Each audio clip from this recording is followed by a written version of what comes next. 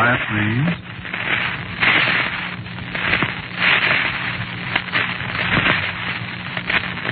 Quiet, please.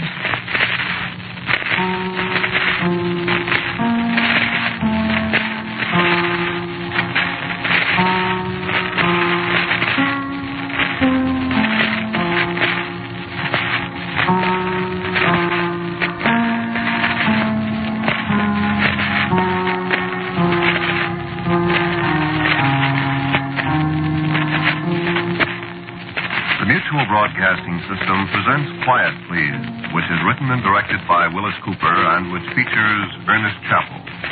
Quiet, Please for tonight is called Rain on New Year's Eve.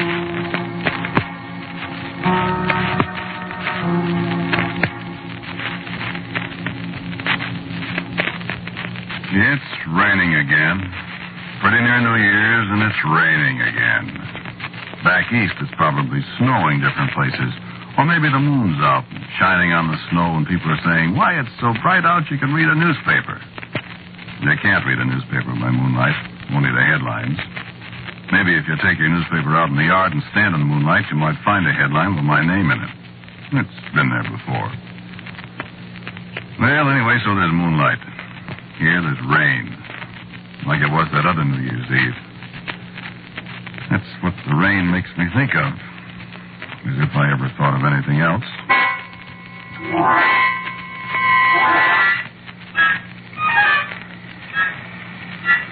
Listen to the rain. I was sitting in my office in the writer's court out there after we'd been on the picture for 2 or 3 months. Writing it, that is.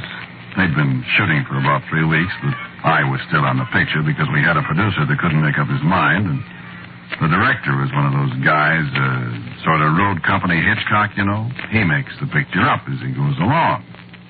Only there has to be a writer filed away someplace where he can find him when he runs out of ideas, which is not more than 11 times a day. So I'm dying. I go on the set and I find actors there I never heard of, speaking lines I never wrote, in scenes I couldn't figure out. Then the director would get me in a corner and put the arm on me. This thing doesn't seem to quite gel, old man. You know? And me and my little typewriter go to work to unscrew things while the overtime and the gin rummy games go right on. Great life, that. Well, so I'm sitting in my office and the rain is on the roof and the gas heater is frying my ankles while the draft from the window is giving my neck the deep freeze. Mary Lou, my secretary, comes in from her little cubbyhole next to mine. When do I get to do my Christmas shopping, Mr. Ramsey? You don't get to do your Christmas shopping, Mary Lou. Yes, I know. I didn't. What? Christmas was 2 days ago, Mr. Ramsey. Was it? Well, Merry Christmas. Are we ever going to finish this picture, for heaven's sake? Well, I'll tell you, Angel. Mr. Doty, the great director, is getting $3,500 a week. I know it. And, my dear, Mr. Doty has not got $3,500 a week for a long, long time, see? Mm-hmm. So Mr. Doty, the great director, is going to make $3,500 a week just as long as he possibly can, and characters like us can, you know what. That man. I have a different word for him, sweetheart. But as I was saying, if we leave it to Mr. Doty, this here picture ain't never going to be finished. 100 years from now, somebody will come upstairs here and they'll find an old man with a long white beard beating out the 59th revision of scene 456. And in the next room, a little apple-cheeked old lady. Oh, cut it out. Yeah. Oh, when are they going to finish it? No kidding. New Year's Eve. Well, maybe there'll be champagne and stuff on the set. Yeah, no doubt. For the expensive actors and the producers and the fine, upstanding director. For you and me, a nice bottle of 60-cent claret imported from right over there on Ventura Boulevard. You're so funny. On the contrary. Well, I'm getting awful sick of this, Mr. Ramsey. We've had to work every single night for the last 4 weeks. Do you realize that? You kidding? Do I realize it? Go get me some coffee, will you, kid? I gotta stay awake for Mr. Doty. Coffee? I bet you and I could be elected president of Brazil, all the coffee we've put away. Answer the phone. It's Doty. Well, we gotta be dignified. Oh, Lord. Mr. Ramsey's office. Who's calling, please? Oh, yes, Mr. Doty. He's here. I'm always here. Ramsey. Yes, Mr. Doty. What seems to be the trouble? I see. Yes, I see. But, Mr. Doty, Well, that'd mean rewriting practically all the... Well, yes, I know. I mean... But what do you gain that way? What? 2 monsters? Well, what's 2 monsters got that 1 monster hasn't? Oh, yeah, sure, but who scares who? Whom, I mean. But, Mr. Doty, I saw a picture once with 2 monsters in it, and it was silly. What? Oh, you directed it. Well, I'll be right over. Skip the coffee, Mary Lou. 2 monsters? 2. Count them 2. And I'll lay you 6 to an even that by the time I get to the stage, you'll be hollering for 3. Take your raincoat. It's raining pitchforks. Maybe one of them will stab me.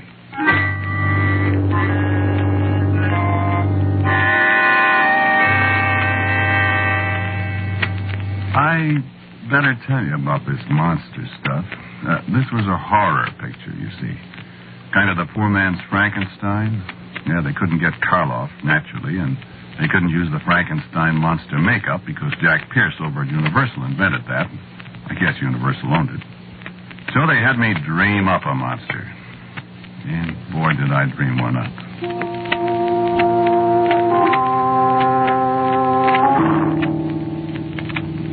There's an old book. It's called... No, I guess I won't tell you what it's called. Well, you don't want to take those old books too seriously. So I kind of swiped this monster out of the book. Well, you'll never see the picture, I suppose, so maybe I better tell you a little about him. No, I guess I won't either. He was the most horrible monster I ever saw, no kidding. And what the makeup department did with my sketch and my description. Oh, boy. Just one thing I'll tell you about him, and you can figure out the rest for yourself. He didn't have any face. You take it from there. But don't kid yourself. He was a thing. They got Ollie Tharp to play the goon. Nice fella, quiet, always grinning, modest. Good actor. Last guy in the world you'd expect to play a monster. Oh, yeah, sure. Karloff did the Frankenstein thing, and he's the mildest-mannered guy in the world. I remember him on the Son of Frankenstein set years ago in his monster suit all gray and green, showing pictures of his new baby to people. That's a laugh. Well, I guess monsters are human sometimes, huh? And maybe humans are... Yeah. Well, all right. I spend 3 hours listening to Mr. Doty run off at the mouth with the whole company having the screaming memes over all this nonsense. It's 5 minutes to 12 when he finally decides to quit and everybody goes home. They're all burned at Doty, but they'll wake up in the morning and remember the overtime and they'll feel better. Me? Writers don't get overtime. So I get back to the writer's court and the light's burning in the window and Mary Lou is snoring away with her face in a stack of carbon paper. She wakes up and asks me a question. How many monsters now? We got 4 now, I say, including me.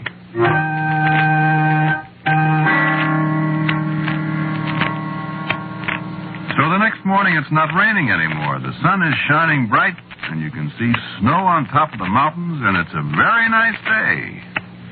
And monsters are pretty hazy in my mind as I pick up my copy of the Reporter and head for the rickety stairway to my palatial office.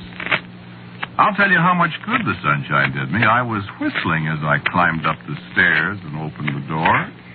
You might as well turn off the whistle. Mr. Doty's looking for you. And now what? He says it's very important. Yeah, 2 more monsters. Your coffee's on your desk. Steaming cold, no doubt. I just brought it up.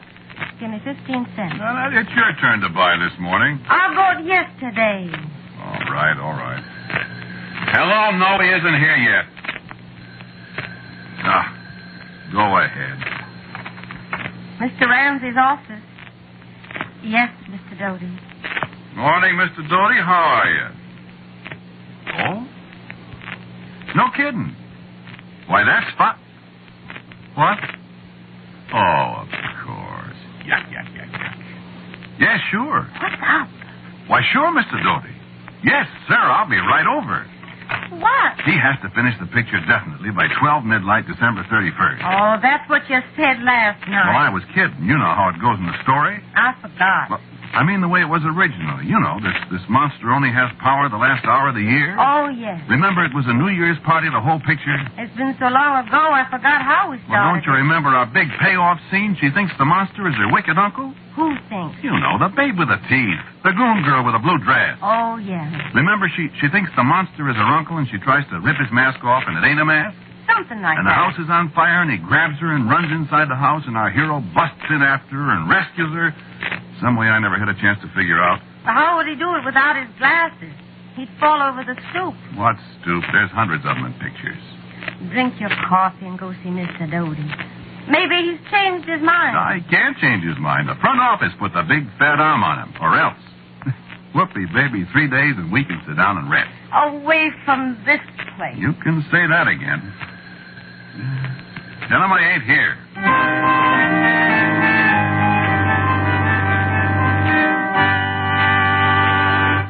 Well, sir, that sunshine looked better than ever to me. But when the big door of the stage swung shut behind me, the sunshine sure disappeared. Well, Mr. Doty was an unhappy man. Well, 3 more days and there wouldn't be any more of those $3,500 is. And he didn't like it a little bit. And guess who he took it out on? This is the worst story I ever had to work with. It positively smells bad. I didn't say. It's your story, Mr. Doty. All I got left is a monster, and he'll probably turn out to be Santa Claus or somebody. Did you listen to me when I told you how to do it? I didn't say. I listened to you, Mr. Doty, and now look what we got. Now I have to give up my beautiful idea of having 3 monsters instead of 1. Because then we'd have had to reshoot practically the whole picture, and you'd have made another $1 million. I didn't say that either. So, if you think you could possibly dredge up your original script, I think I can possibly make it into an acceptable B picture. Although that's a task even for a director like me. Mr. Doty doesn't realize what an unconscious humorist he is. That guy could make a B picture out of the signing of the Declaration of Independence, even if he had the original cast. So get to work. Get to work and do something. Have I got to do everything around here? Get a move on you. Oh, I got a move on me. Even if you think I disliked that guy up to now. What?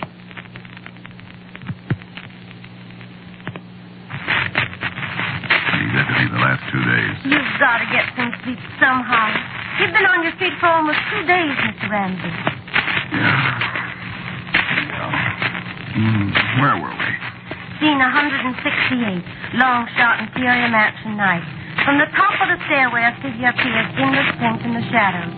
We sense, rather than see, the twisted evil form of the monster as he peers over the balustrade. From the foreground right, the butler appears and starts slowly up the stairway. As he reaches the 4th or 5th step, the camera starts to move in to follow him. We cram up the stairs, and the camera holds on the last 3 steps as the butler reaches the top. Cut to...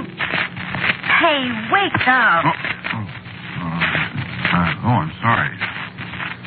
Where were we? Ramsey, you've got to get some sleep. Lie down for 10 minutes. Yeah, I'd sure like that. Mr. Ramsey's off. I'm not here. Yes, Mr. Doty. All right. All right. Hello? Yes? Sure. I'll be right over. Oh, Mr. Ramsey, I was... You know what, Mary Lou? Well, put on your coat. It's raining again. You know what? What? I wish I was a monster.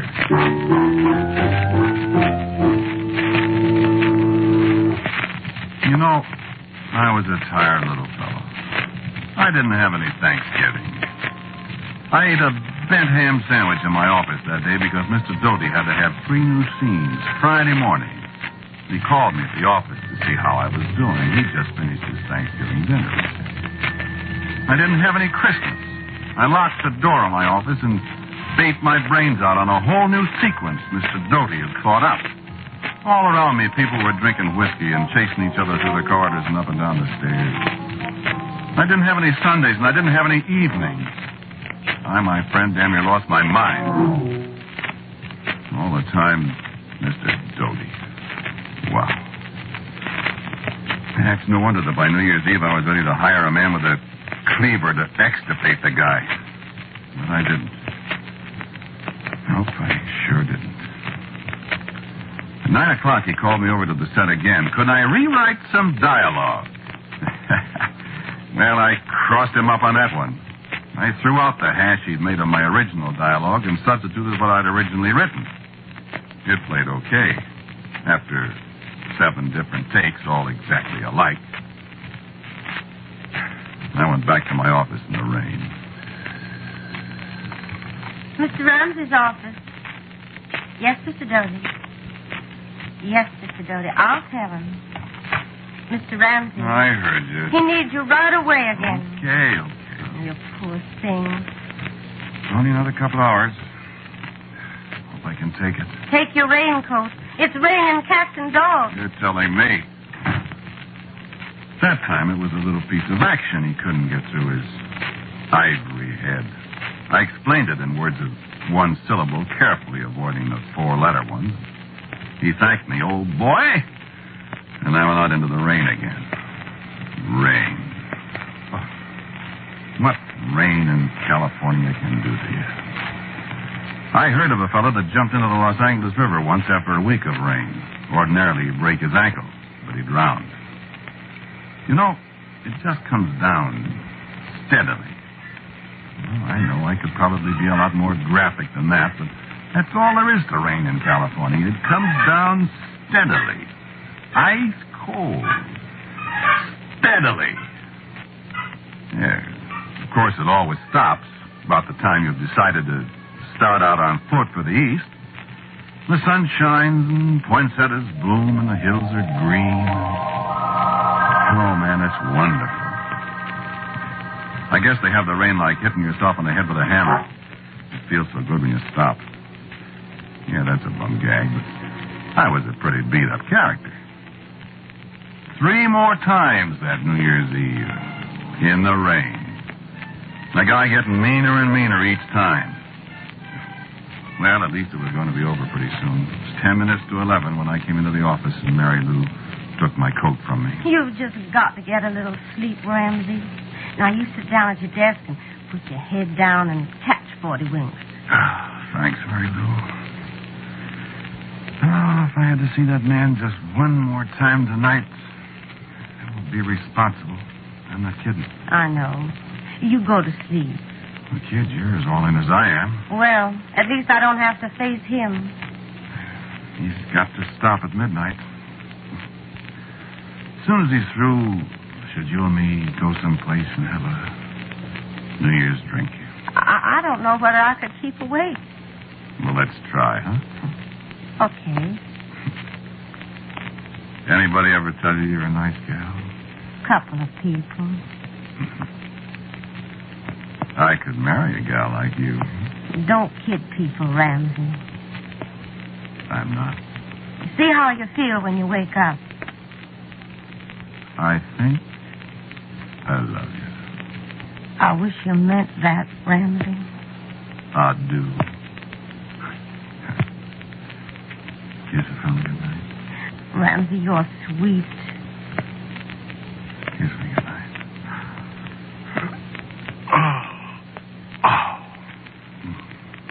I'm sorry. Go to sleep.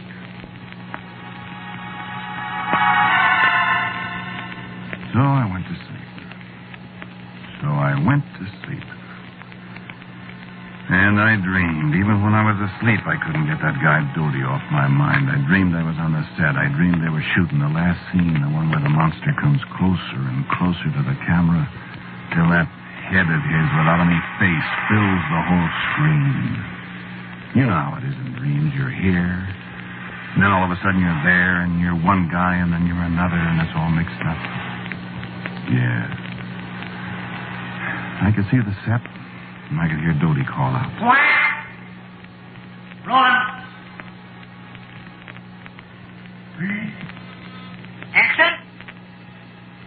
Then I could see this faceless monster coming out of the shadows. Slowly, right up to the camera where George Robinson was standing, as tired as everybody else. And I thought to myself, if the audience had any idea that little old milquetoast Allie Tharp was inside that monster rig, they'd bust. And in the dream, I saw Dodie jumping up and down in one of those silly rages of his, and he yelled, Cut! Get back there and slide over. You've got about as much minute as Ramsey over there. Even in my dreams, he was picking on me. And so they started all over again. My dream got kind of mixed up all right there, and I sort of seemed to be following the monster, because I could see Dodie's face right in front of me as the monster moved in. When Dodie yelled, cut again, the monster and I didn't stop. I just sort of seemed to follow him right on, farther and farther. I saw the monster's big, hairy hands grab Dodie, and Dodie screamed, and the monster's hands were fumbling at Dodie's neck. Dodie was fighting, and I saw Dodie bite the monster's hand. It was so real I could almost feel it. And then everything got black in my dream, and there were a lot of bells ringing, and that's what woke me up. So I raised my head, and of course, there I was in my office. And I pulled myself out of it a little, and I knew what the bells were. They were bells ringing in the new year. The rain was hammering on the roof, and it was tomorrow. So I got up and hollered for Mary Lou. Mary Lou! Hey, Happy New Year, Mary Lou. And she didn't answer. I stepped through the door into her little office. And she was lying on the floor behind her desk. And the look on her face was something I never want to see again. It was a look of the most awful horror anybody could imagine.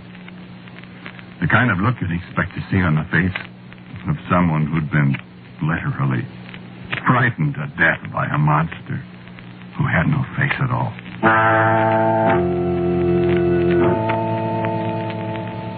So I stood there. After a few seconds, I heard people yelling outside, and I heard somebody yell that Allie Tharp had killed Dodie. Somebody else said, no, Allie Tharp was dead, too, with a broken neck in his dressing room. And my hand hurt. When I raised my hand to look at it, right across the thick of my palm were teeth marks. Deep, bloody teeth marks where Dodie had bit me when I strangled him.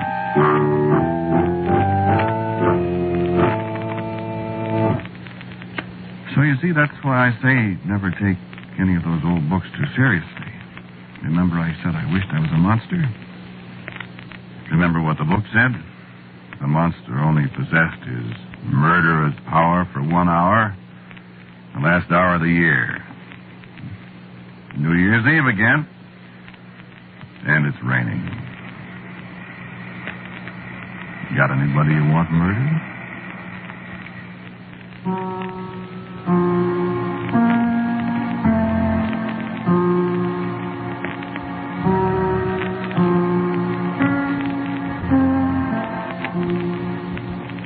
You have listened to Quiet Please, which is written and directed by Willis Cooper. The man who spoke to you was Ernest Chappell. And Muriel Kirkland was Mary Lou. Pat O'Malley was Dodie. Music for Quiet Please is composed and played by Albert Berman. Now, for a word about next week's Quiet Please, here is our writer-director, my good friend, Willis Cooper. I have a story for you next week about a man who was haunted. It's called The Little Visitor. And so, until next week at this time, I am quietly yours, Ernest Chappell.